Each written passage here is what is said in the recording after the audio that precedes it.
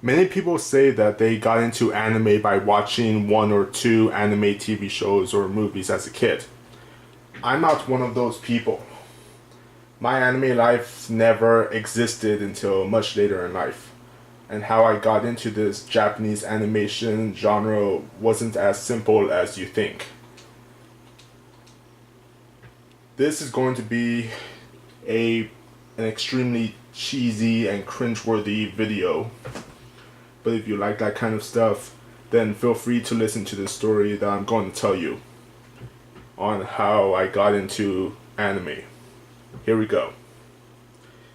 As a kid, I watched a lot of cartoons: SpongeBob SquarePants, the Powerpuff Girls, Courage the Cowardly Dog, Ed, and Eddie, and so on.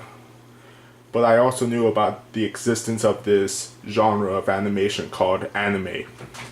When I was much younger, I used to go visit my cousin, and half of the time he would be watching anime shows like Dragon Ball Z, Pokemon, and I think Bleach and Naruto as well.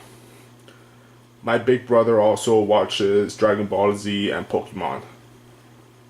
There I was watching dozens of scenes from Pokemon and Dragon Ball Z, even watching a few full episodes of Pokemon at one point. And what did I think of these anime shows? I hated it. I fucking hated it. I didn't like the style, I didn't like the complicated story, I didn't like how the characters acted, and I found the action scenes to be stupid, laughable, and just totally retarded. The only reason why I watched them is because I was really bored and I got nothing else to do except watch it, but that doesn't mean I enjoyed them. If Ed, and Eddie was playing instead of Pokemon, I would be watching that show instead. So yeah, my opinion on anime was really negative since I was a child. If there is a show that is an anime, that means I would not like it at all. That is just how I used to think back then, hating on things without even giving it a try. Some years later, in elementary school, I still hated anime. There was absolutely no reason for me to waste my precious time watching some idiotic Japanese cartoon show where the main character yells every 20 seconds before finally ending the dumb and cringe-worthy action scenes. But all of that changed on a random day in, I think, February of 2009. I was watching videos of Godzilla 2000 on YouTube when suddenly I stumbled upon these episodes of a anime TV show. That anime show is called Kashi Mashi Girl Meets Girl. Since I hated anime, my natural instinct was to scoff and not watch it. But that wasn't the case. You see, I was 10 years old at the time, and obviously not old enough to reach puberty yet, but my interest in the lives and bodies of girls had reached the point of interest. Yes, you heard that right. I was interested in girls in a very weird and perverted way before I got puberty. I knew that Kashi Mashi Girl Meets Girl had lesbian elements in it because of the thumbnail of the videos I watched. So I watched this anime show because I was a very pervy little shit, and I was expecting to see some sort of sweaty, messy lesbian orgy with smoking hot anime girls. But instead, I witnessed a very sweet and well thought story with good characters, good pacing, and some comedy that made me interested enough to continue watching it. Even though watching Mashi on YouTube was a pain in the ass because the computer I had back then was slow as fuck and the episode kept on buffering. I remember having to restart the whole episode every time it buffers because the buffering can only stop if I play the video instead of waiting for the buffering to stop. So yes, episode 2 of Kashi Magic Girl Meets Girl was the episode I remember the most because I had to watch everything that happened in the first half of the episode dozens of times just so the damn video would stop buffering. And doing this while making sure that my parents or sister didn't watch me catching me while watching this was a fucking nightmare. I remember I was a child and therefore way too young to be watching anything like Kashi Mashi Girl Meets Girl. Anyways, I remember watching only the first 4 episodes of Kashi Mashi before I stopped because not all of the episodes were uploaded. I tried looking for them, but instead got episode 5 with Japanese language and Spanish subtitles. I couldn't understand jack shit, so I stopped watching it there. So anyways, Kashi Mashi Girl Meets Girl was the first anime that I actually liked. Several months later, Ponyo was released in the United States. It was talked about a lot on Disney Channel. I got interested, I watched it, and ended up really liking it. So I watched and liked 2 animes, Kashi Mashi Girl Meets Girl and Ponyo. Does that mean I now like anime after a long time of hating it? No. Even after watching and liking both of those animes, I still hated anime for the most part, and I still see anime as a retarded animation with lots of flaws. I still saw anime fans as lonely dumbasses with low self-esteem. I continued hating on anime for 4 more years and even forgetting the existence of Kashi Mashi. I still remember Ponyo, but not Kashi Mashi. 4 years go by of me acting like an edgy tool, hating on entertainment that doesn't make any goddamn sense to me. That was until November 15th, 2013, the same day the PlayStation 4 was released. Yes, it was exactly 5 years ago today. That is why I made and uploaded this video. On that morning, I had a dream, an anime style dream. Want to know what this dream was about? Well, get a load of this shit, my nigga. The dream is an outer space action anime.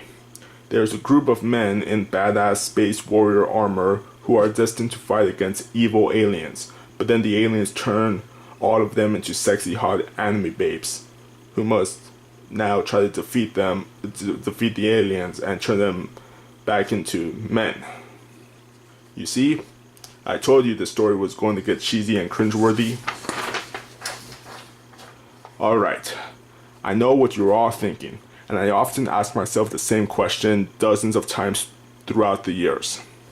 Robert, what the fuck did you eat the night before? Honestly, I don't even fucking remember. Hell, I barely remembered anything that happened that day in the morning and at school. Suddenly, I had a flashback. That dream I had that morning gave me a flashback instantly after I woke up. For the first time in 4.5 years, I remembered Kashi Mashi Girl Meets Girl, the first anime I ever liked. That I also forgot about as the years went by for some reason. I remember the show, but I couldn't remember the name. The anime Yashi Mashi was all I could think of, even though it was wrong. I was 10 when I first saw that anime, and my memory wasn't as good back then as it is now. Cut me some slack.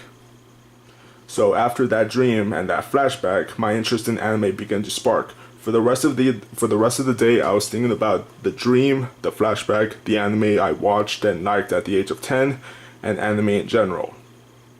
Almost everybody around me at my high school was talking about the PlayStation 4, myself included. But I was more interested in watching anime on Netflix and on my Nintendo on my Nintendo Wii. Come to think of it, today is the 5-year anniversary of the PlayStation 4's launch. That's good to know. Well, when school was over, me and my friends were walking back to my house, and I told him everything about the anime I watched back in 2009. When we got to my house, we watched some PS4 related videos on YouTube and also looked at some gender bending anime clips, hoping to find the anime that I watched as a kid back in 2009. Because Kashi Mashi is indeed a gender bending anime show. but I never found Kashimashi, or should I say Yashimashi. False memory at its finest.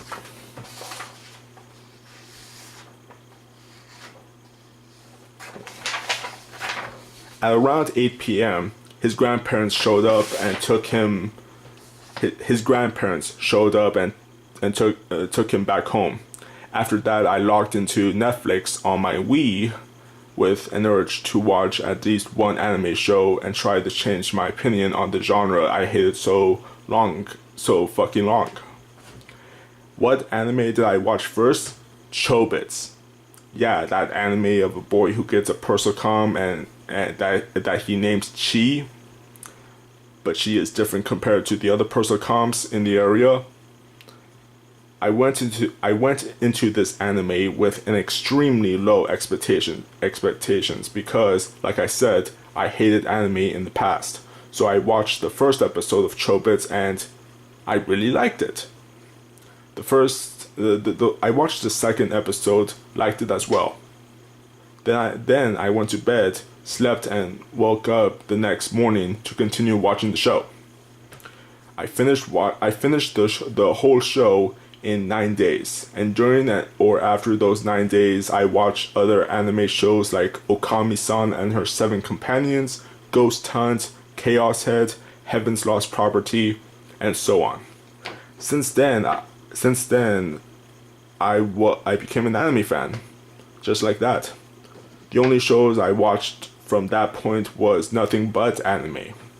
The only anime shows I've watched, though, were cutesy romantic comedies and ecchi shows. Hell, Tropical Kiss was the first hentai I ever watched, and it was on YouTube at the time for some reason. Yeah, the things I watched were either cute romances or sexual shows, with the exception of being Ghost Hunt. It was like that. It was like that for some time. I even rediscovered Kashimashi Girl Meets Girl after a week since I started watching Chobits, and of course I face palmed when it turns out that it was called Kashimashi and not Yashimashi. I still laugh about that to this day. Also in December of that same year, the 1988 anime film Akira was being shown in Toonami. I was interested and watched it. I was fucking amazed by what I just saw. Akira ended up being my most favorite anime film, my most favorite anime, and as a whole, and one of my most favorite films in general. To this day, Akira still remains as my number one most favorite anime ever. It is truly a great film. In late January 2014, I decided to get into the dark side of anime. You know, watching or knowing about anime shows or movies like Elephant Lead, Shiki, When They Cry, Blood-Sea, Deadman Wonderland, Another, you know. I was 15 at the time, so shows like those really traumatized me so badly that they made my body feel numb.